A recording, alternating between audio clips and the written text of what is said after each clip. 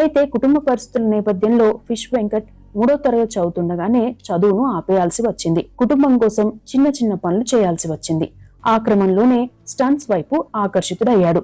ఇంటికి పెద్దవాడు కావడంతో పాటు స్కూల్కి వెళ్లడం లేదని తెలిసిన తండ్రి ఫిష్ వెంకట్ ని తన అన్న కుమారుడి దగ్గరకు పంపాడు.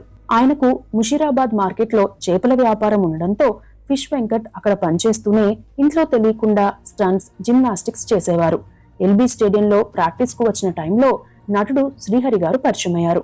అప్పటికి శ్రీహరి సినిమాల్లోకి కొత్తగా వచ్చాడు. శ్రీహరి కూడా అనేక కష్టాలు ఎదుర్కొని సినిమాల్లోకి వచ్చిన విషయం తెలిసిందే.